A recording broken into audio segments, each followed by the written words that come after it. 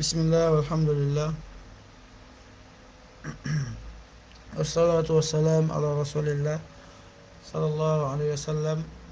Toutes les louanges reviennent à Allah subhanahu wa ta'ala, le digne de louanges et de glorification. Nous faisons des prières ainsi que des salutations sur le prophète Mohammed, alayhi salatu wassalam, sa famille, ses compagnons et tous ceux qui suivront ses enseignements jusqu'à la fin du temps. Très chers frères et sœurs en la foi, je vous exhorte ainsi que moi-même à craindre Allah subhanahu wa ta'ala comme il se doit d'être craint et de mourir en parfaite soumission. Je vous exhorte, très chers frères et sœurs en la foi, à craindre Allah subhanahu wa ta'ala, notre créateur, qui nous a créés d'une seule âme, qui est notre père Adam. Et de notre père, Allah subhanahu wa ta'ala a fait sortir beaucoup d'hommes et de femmes. Et je vous exhorte à craindre Allah subhanahu wa ta'ala, celui-là même qui nous interrogera Yom al-Qiyamah au sujet de nos liens de parenté. Aussi, je vous exhorte à craindre Allah subhanahu wa ta'ala et de dire de bonnes paroles, espérant en cela qu'Allah subhanahu wa ta'ala nous pardonne nos péchés et nous fasse miséricorde. On demande subhanahu wa ta'ala de nous accorder cette qualité-là qui est la crainte d'Allah, cette qualité qui est la crainte d'Allah subhanahu wa ta'ala, le fait de prononcer de bonnes paroles et de lier nos liens de parenté. Allahumma amin. Bienvenue très chers frères et sœurs à la fois, toujours dans notre assise de rappel sur la religion. Et comme vous le savez, Allah subhanahu wa ta'ala exhorte les croyants à se rappeler constamment de lui, de sa majesté, à se rappeler à réfléchir, à méditer sur sa création. Allah subhanahu wa ta'ala aussi, il nous dit dans le Saint-Coran que ceux qui s'adonnent à la méditation sur la création d'Allah subhanahu wa ta'ala, qui s'adonnent au rappel constamment d'Allah subhanahu wa ta'ala de ces versets, et de ceux-là, Allah subhanahu wa ta'ala va les accorder à sakina, la tranquillité, la paix du cœur qui est tant recherchée aujourd'hui dans un monde où vraiment on est dans l'insécurité, on est dans l'angoisse perpétuelle. On demande subhanahu wa ta'ala de nous accorder la sakina. Et aussi relativement aux assises des sciences, Allah subhanahu wa ta'ala nous informe par le biais de son prophète Mohammed sallallahu alayhi wa sallam qu'il a des anges qui sillonnent la terre à la recherche des points, des rappels, des points où les gens sont assis pour parler d'Allah subhanahu wa ta'ala. Et ces anges, lorsqu'ils ont repéré ce genre d'assises-là, ils viennent assister à l'assemblée et ils remontent vers Allah subhanahu wa ta'ala, montrer l'état de ces personnes. Et Allah subhanahu wa ta'ala dit, mais ces personnes-là, qu'est-ce qu'ils craignent de ma part? Il dit, ils craignent ton châtiment, ils craignent l'enfer. Ont-ils vu l'enfer? Les gens diront non, que s'ils avaient vu l'enfer, ils allaient faire mieux, plus que ce qu'ils sont en train de faire. Il dit, mais qu'est-ce qu'ils recherchent? Qu'est-ce qu'ils espèrent? Et les anges diront qu'ils espèrent ta miséricorde, ils espèrent ton paradis. Ont-ils vu le paradis? Les gens diront non, s'ils avaient vu le paradis, ils allaient faire plus que ce qu'ils sont en train de faire. Dans le sens du hadith, ce qu'on retient, c'est qu'on a des anges qui, qui cherchent ce genre de points pour assister et pour demander miséricorde d'Allah subhanahu wa ta'ala pour les croyants. Et Allah subhanahu wa ta'ala aussi accorde sa miséricorde ainsi que sa satisfaction à ces personnes-là qui sont dans les assemblées des zikr et des rappels d'Allah subhanahu wa ta'ala. On demande à subhanahu wa ta'ala qu'il fasse que vraiment nos temps d'écoute sur nos différents réseaux sociaux soient agréés comme tel, Inch'Allah. Donc, on est au 6e annulatif dans notre série de cours sur les annulatifs de l'islam. Précédemment, nous avons vu le 5e annulatif qui consistait c'est-à-dire celui qui, qui déteste une chose dont le prophète Mohammed sallallahu alayhi wa sallam est venu avec, qui déteste un enseignement du prophète Mohammed sallallahu alayhi wa sallam, il dit c'est celui-là, il a mécru, il a quitté la foi. Et on a eu à expliquer les versets qui soutenaient cette position-là.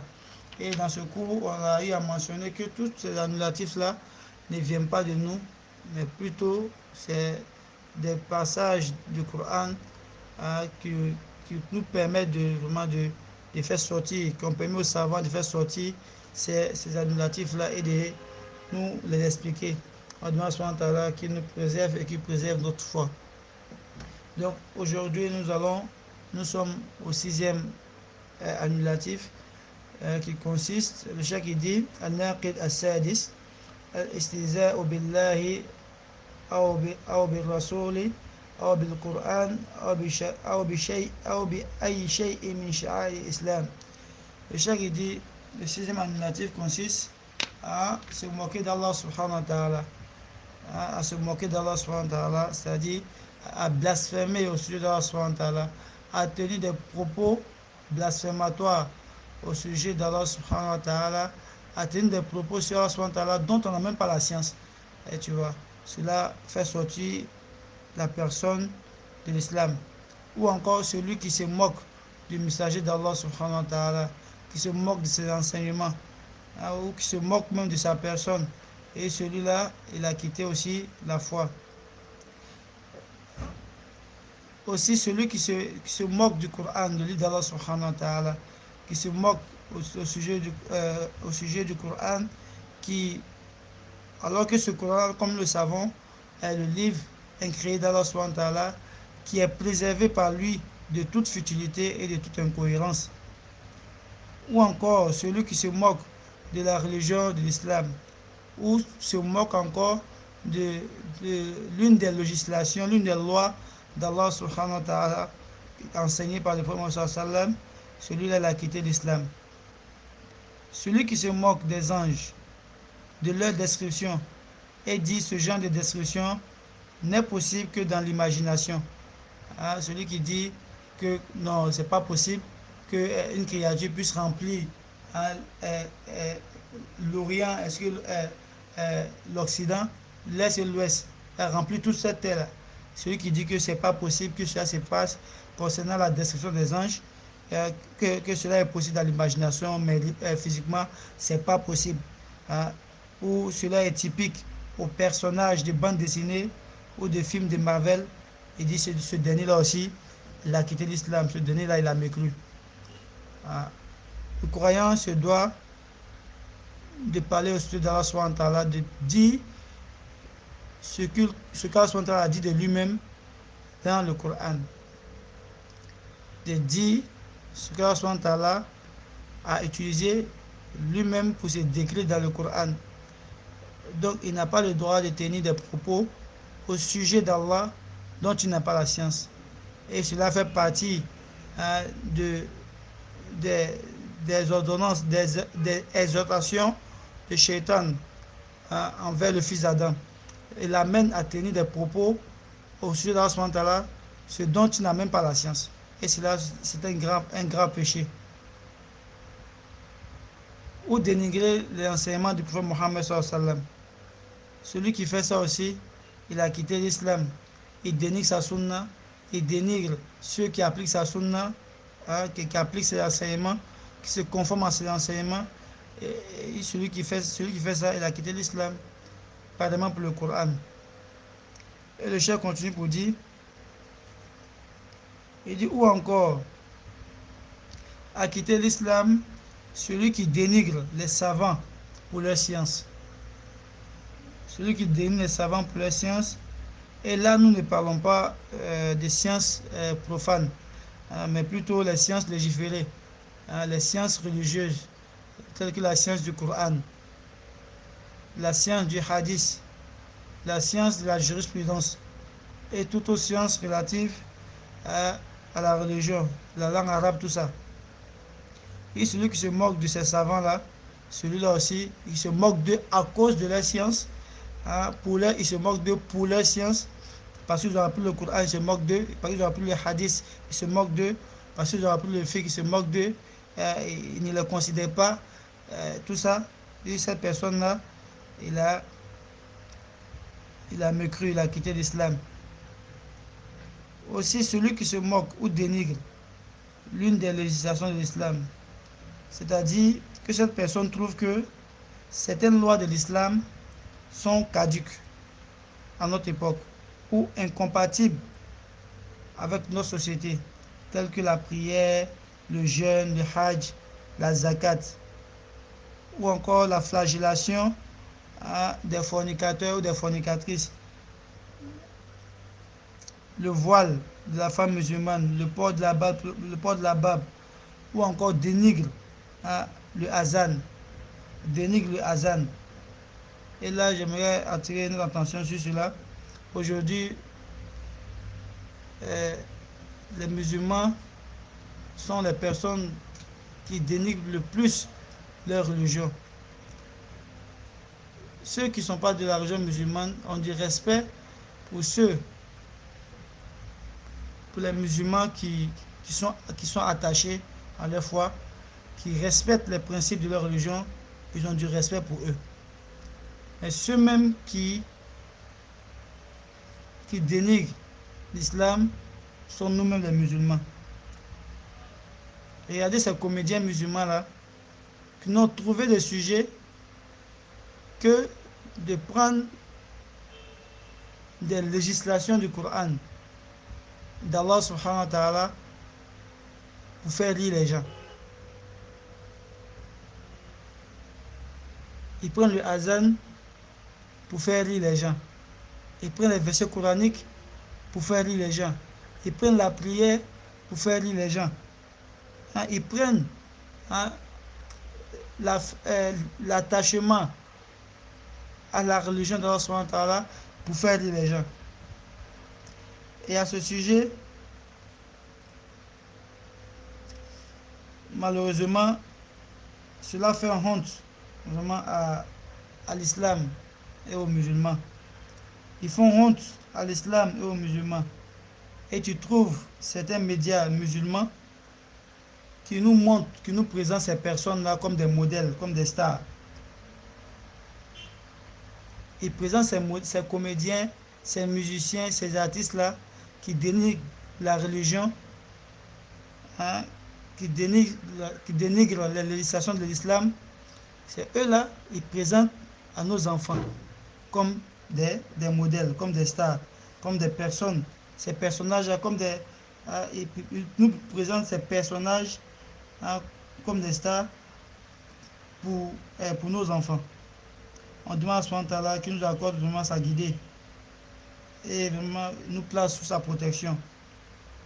Et tu trouveras dans cette même salle hein, où se tient ce genre de futilité-là et d'actes de dénigrement sur l'islam et sa législation, certains de nos frères musulmans, des personnes qui représentent l'islam dans certaines localités, assister à ce genre d'assises et en train de participer, en train de rire aussi hein, comme ça, des lois d'Allah subhanahu wa ta'ala, sachant qu'ils sont en train de dénigrer. Et ça ne les dérange pas, ils sont assis en train d'écouter.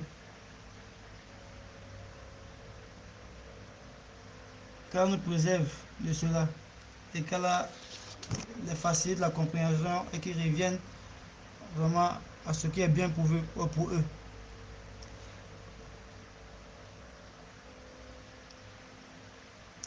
Et aussi, je tiens à préciser un point pour ceux qui m'écoutent. L'islam appartient à Allah subhanahu wa ta'ala. L'islam n'est pas la propriété de quelqu'un et personne n'a le droit de dire à quelqu'un que tu n'es pas musulman. C'est Allah subhanahu wa ta'ala qui est l'être qui doit dire à ses serviteurs que lorsque telle personne agit de la sorte, il ne fait plus partie de ma religion. Car lui il a dit Inna dina inda Allah islam, la religion pour Allah est l'islam. Donc c'est lui qui dit qui est musulman, qui n'est pas musulman. Et donc ces points on a mentionné, tels que le fait de celui qui blasphème au sujet d'Allah a quitté l'islam, celui qui blasphème au sujet des versets du Coran ou du Coran lui-même, il a quitté l'islam. Celui qui blasphème, qui dénigre le message sallam physiquement, qui le dénigre, qui dénigre ses enseignements, celui-là a quitté l'islam. Celui qui dénigre et qui ne croit pas à la description des anges, hein, qui ne croit pas même souvent à l'existence des anges, celui-là a quitté l'islam. Celui qui n'applique pas et qui dénigre, hein, qui trouve que les enseignements de l'islam sont dépassés à notre époque, celui-là a quitté l'islam. Toutes ces, comme ça, tous ces points-là, tous ces points-là, c'est Allah subhanahu wa ta'ala qui nous a informé de cela dans son livre qui est le Coran. Et si tu crois au Coran, tu ne peux qu'accepter ces choses-là et te plier à cela. En ce thème, Allah subhanahu wa ta'ala dans son Coran,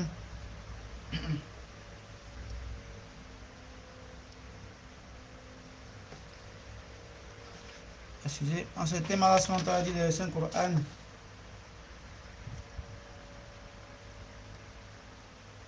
قل أبي الله وآياته ورسوله إن كنت قل أبي الله وآياته ورسوله كنتم تستهزئون لا تعتذروا قد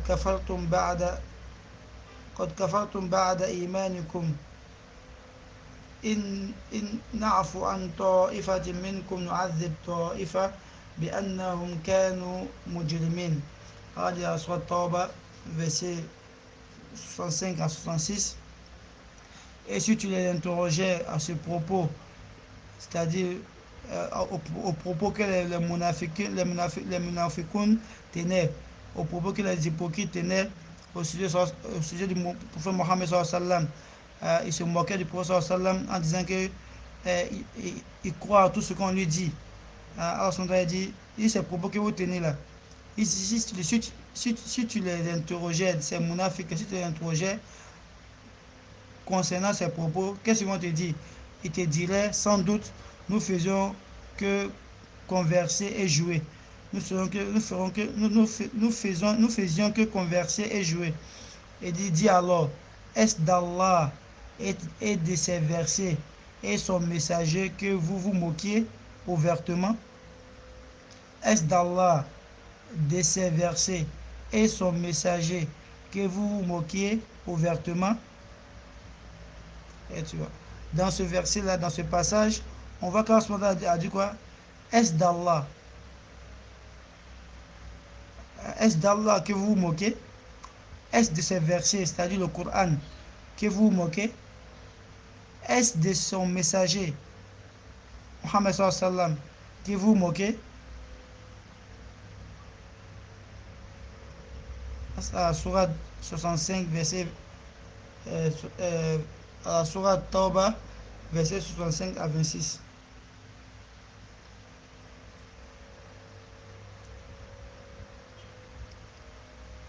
Et il est évident que ces versets de la sourate Tauba nous montrent que celui qui dénigre ou se moque de l'enseignement du Messie sallam ou d'Allah subhanahu wa ta'ala a apostasié clairement et a quitté l'islam.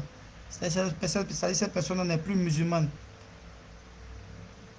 Et, et que ce soit que cet enseignement que le prophète Mohammed nous donne soit un acte obligatoire ou surrogatoire, peu importe le statut de l'acte, du moment où tu te moques, où tu dénigres cet acte-là, tu as quitté la foi, tu n'es plus musulman.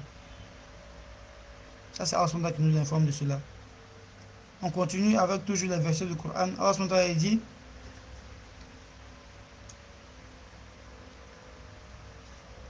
وقال سبحانه إن الذين أجرموا كانوا من الذين آمنوا يضحكون وإذا مروا بهم يتغامزون وإذا انقلبوا إلى أهلهم انقلبوا فكهين وإذا رأوهم قالوا إن هؤلاء لضالون وما أرسلوا عليهم حافظين فاليوم الذين آمنوا من الكفار يضحكون على الأرائك ينظرون هل ثوب الكفار ما كانوا يفعلون.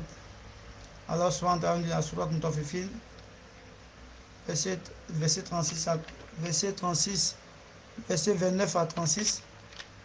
Allah nous dit concernant ceux qui se moquent de l'enseignement du prophète sallam, concernant ceux qui dénigrent les croyants, Allah dit ceux qui commettaient les crimes, c'est-à-dire les transgresseurs, ceux qui n'avaient pas de limites quant, quant aux ordres d'Allah subhanahu wa ta'ala, ceux qui se moquaient de ceux qui avaient cru, de ceux qui appliquaient la religion d'Allah subhanahu wa ta'ala, de ceux qui s'attachaient à la religion, qui faisaient leur effort de vivre leur foi au quotidien.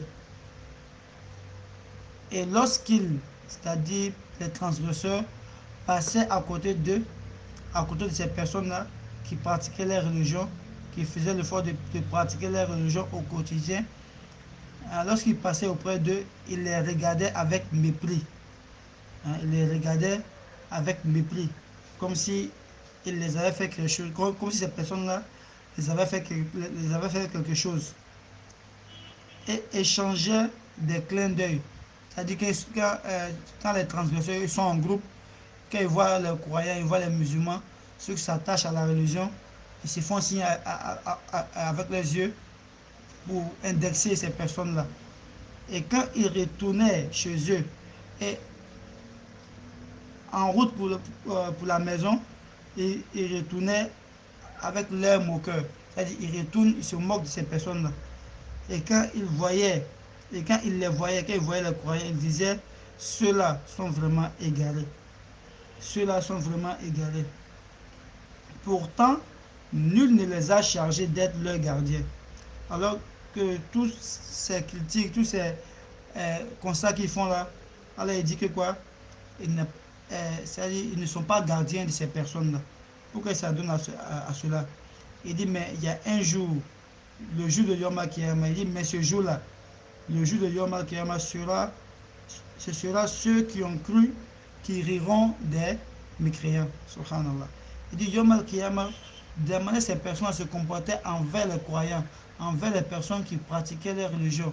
Ils se moquaient de leur pratique religieuse. Il demande ces personnes se moquaient d'eux là. Yom Kippur aussi, ces mêmes croyants aussi vont se moquer d'eux aussi. Et vraiment, ceux qui se moqueront de leur celui qui se moquera d'une personne Yom Kiyama, vraiment, c'est cette personne-là qui aura eu le salut, et la personne dont on se moque est perdant. Allah nous en préserve. Étendus sur leur couche, ils verront bien alors si les mécréants n'ont pas été rétribués pour ce qu'ils faisaient. Et ces croyants, après avoir eu leur récompense, ils seront là dans le paradis en train de voir hein, la fin, hein, la fin de ces personnes-là, le châtiment que ces personnes auront le jour de Yom Al-Kiyama. Donc, très chers frères et sœurs à la fois, on voit très bien que le fait de jouer avec la religion n'est pas quelque chose de facile. Le fait de dénigrer la religion, c'est quelque chose de très grave qui nous fait sortir de la religion. Et quand on me dit ces versets subhanallah, c'est ce que les frères ainsi que les sœurs vivent au quotidien. Ces frères-là et ces sœurs qui ne sont pas modérés dans leur dîme, dans leur religion. Ces frères qu'on appelle les frères radicaux, ils sont, c'est pas, ils se sont radicalisés ou bien ils sont devenus radicaux parce qu'ils font les 5 prières, ils jeûnent le mois de Ramadan, elles portent son hijab, ils gardent sa barbe, ils essaient de respecter les enseignements de la religion. Ces personnes-là, c'est ce qu'ils vivent au quotidien. Ils sont victimes de sobriquets. On est traité de Wahhabiyya, hein? Nos soeurs on est traité de ninja ou d'Al-Qaïda, tout ça. Ils sont victimes de moqueries au sein de leur famille, dans la société. Ils sont dénigrés au sein de leur famille, dans la société et par certains soi-disant imams. Allah dans ce verset, il rassure ces croyants-là, il rassure ces musulmans-là qui s'attachent à leur religion malgré toutes ces difficultés-là. Il les rassure que Yom Kiyama, c'est eux qui auront le succès. Parce que tous ceux qui s'adonnaient à ce genre d'action, des dénigrements et autres, c'est eux qui seront les perdants. C'est eux qui seront les perdants. Allah subhanahu wa ta'ala fait la promesse dans le Coran à ces personnes. Il fait la promesse à ces personnes qui agissent de la sorte, qui dénigrent les musulmans, les croyants ou les pratiques, qui dénigrent les lois d'Allah subhanahu wa ta'ala, qui dénigrent les enseignements du prophète Mohammed sallallahu alayhi wa sallam.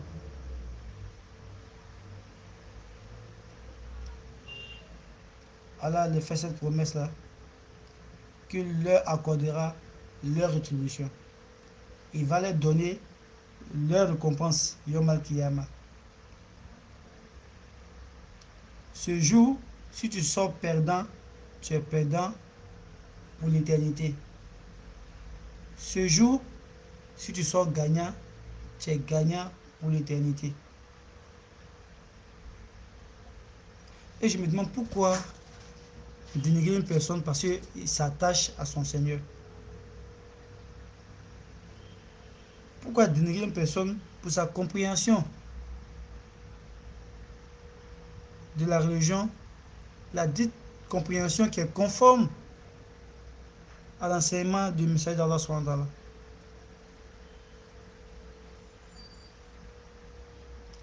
Quand ces personnes commencent à pratiquer la religion, on pense qu'ils sont venus avec une nouvelle religion. Et parmi ces propos qu'on tient, c'est que euh,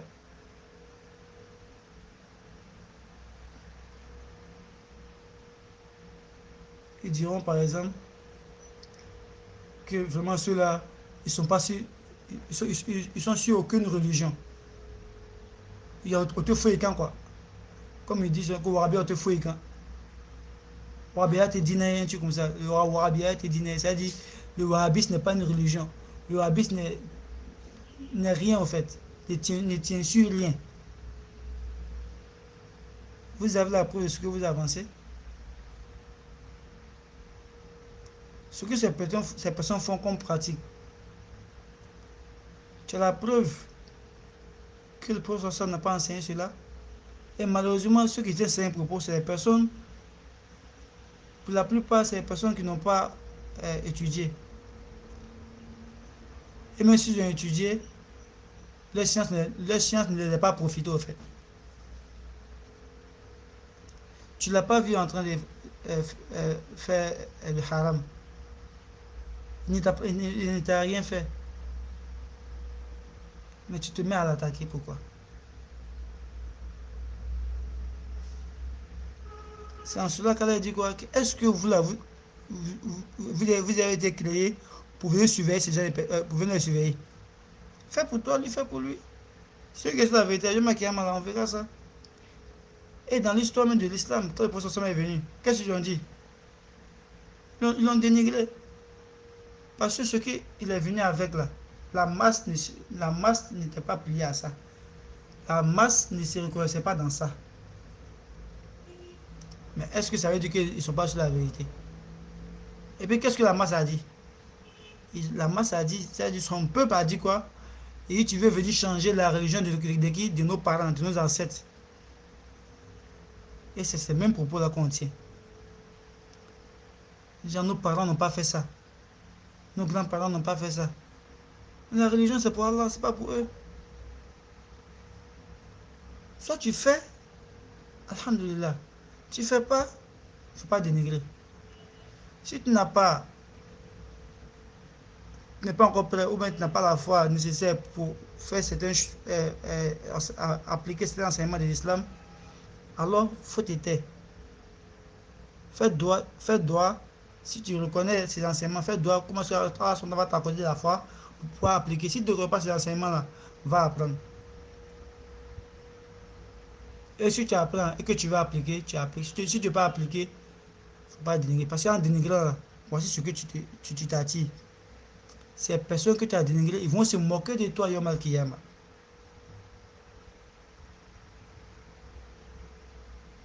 C'est pourquoi j'ai commencé, j'ai dit beaucoup de personnes ils tiennent des propos qui les font sortir de l'islam sans même le savoir.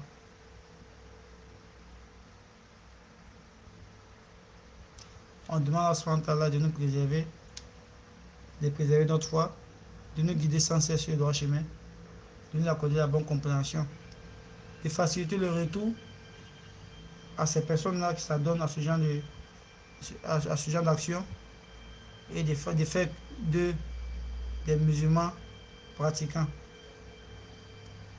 et qu'ils deviennent, pourquoi pas, mieux même que ces personnes-là qui sont en train de dénigrer.